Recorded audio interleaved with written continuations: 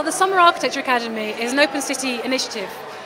Open City is about educating people about architecture and actually advocating quality architecture in the built environment.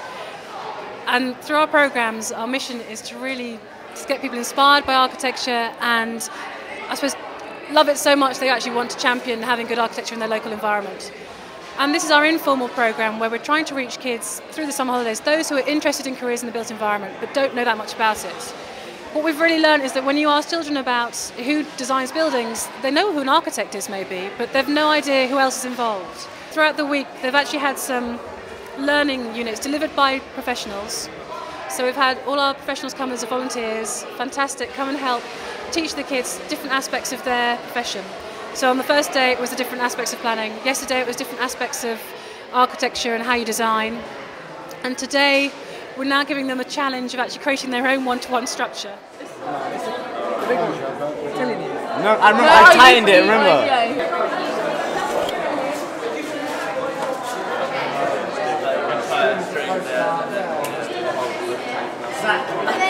Oh, well, the challenge that we've been given is we have to make a shelter from bits and pieces from materials that we've been given.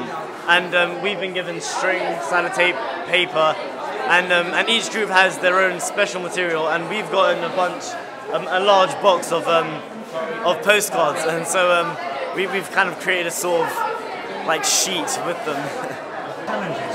Well, it's a one-to-one team challenge in which we're going to be building, kind of creating shelters that will be kind of judged, and the most sturdy, stable, and the best structure will win. Well, we're currently working with, as you can see, cardboard boxes that are formerly used for food products, carrying food products, storing them.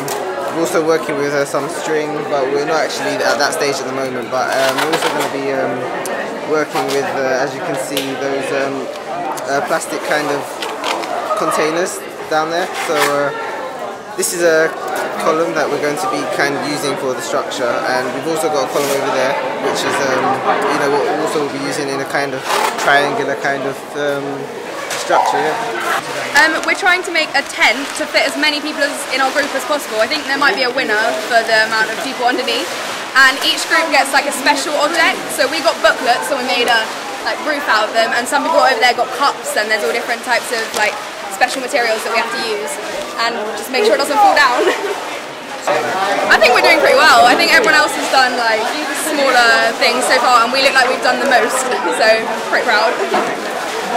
Our challenge is to build a shelter which can hold as many people from our group as possible, and the materials we have are string, tape, paper, scissors, and then each group has a unique material, and we have cups. We're doing well, we're all quite organised and we know what we're doing, and we're making a sort of bead curtain out of paper cups, and yeah, we're hopeful. I think we've got quite a good material compared to what everyone else has got. Yeah. And the young people themselves, they've come from different backgrounds, they're all from London. We brought them in through their schools, maybe through youth services contacts in the local borough.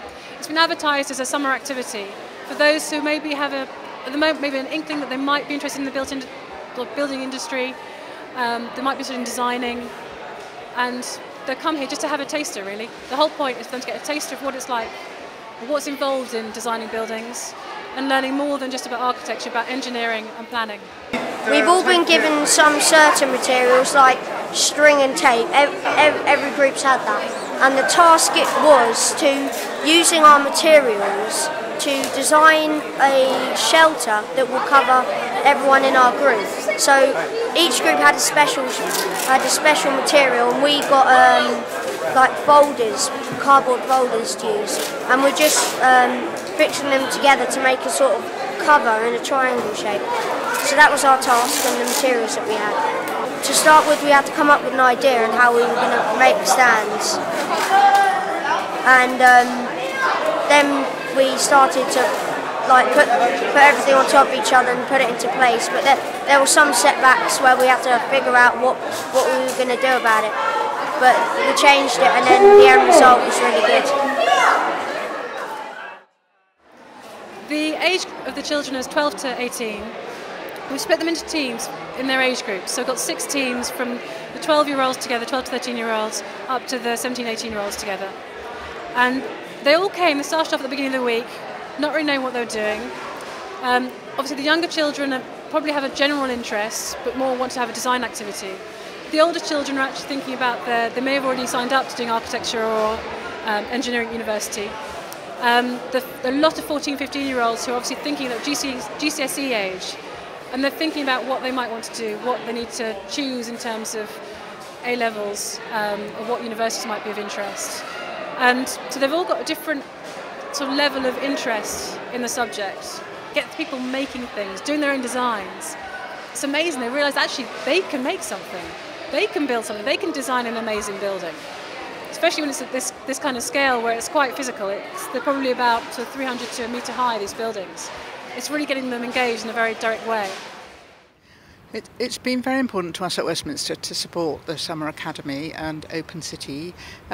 We run at the School of Architecture but also built environments, so we have planners, surveyors, constructors, property developers, all within our school. And I think that what's so lovely about this is that this age group is getting to know a little bit about the different professions, but also about how important the city is and how much there is to learn from it and how much they can contribute to it. So it may lead to a career for them, but it may just make them very informed citizens and people who want to be involved in making the place that they live into a better place. Well, Open City is a charity. We are a non-for-profit organisation, so we depend very much on sponsors to support the work we do, particularly this kind of a programme. And this programme has been made possible by the University of Westminster, who gave us some money from their Ambika Foundation, and the Happel Trust, who supported the engineering day. Lease are supporting the whole thing as a 4-day programme. Plus we have in-kind donations from people like CASART, from 4D Model Shop, who've given us a lot of the different things to animate the model, and the Arts Council England, who give us some money towards our education programmes in general. And there are countless others who have helped us, like Press and Apostrophe and Grays with materials. Without it, it just wouldn't be possible. It's incredibly important for Lease to work with organisations such as Open City. It's incredibly key that we actually work with them and actually produce multidisciplinary programmes that give children and young people a wide aspect to their forthcoming careers. One of the reasons why we wanted to do this programme this year and have it as a taster of all the different professions was because we have a lot of children who come to us who, through our formal education programmes at school, wanting to get some work experience in the industry. And having a week, they've got 1 week in the summer and they go into an architectural practice, they don't necessarily get that full picture about the other professions involved. So we thought, well, let's condense it down into 4 days of different activities. They get to taste the different professions, hear from the professionals in the morning about that different career, also hear from the students we've got helping us. We've got some university students and recent graduates helping out, so they can tell them more recent experience of what it's like to go to university, what's expected of them, what activities are involved, how interesting the course is. And they can also hear from those professionals as to the route they ended up getting to where they are, particularly the planning professionals. The lady who spoke to them on the first day, she started off thinking about geography but then ended up in planning. So some of them had never even heard of a planner or an urban designer. So it's giving them that first, hearing from someone firsthand what route they took. And they're not a geek if they're interested in buildings. There are loads of us out there. Just at the back there, we made a triangle sort of shape. Just at the back, we rolled up lots of our folders to make tubes and a stand, and then lots of sellotaping was involved. Then this one here, I helped a bit with this one. We got 2 folders, propped them up and sellotaped them together so that they would create sort of a triangle shape, and then we piled them on top of each other and then next to each other to make it thicker and more sturdy, and then just made lots of lines with the folders, taped them all together, and then just rested them all on top.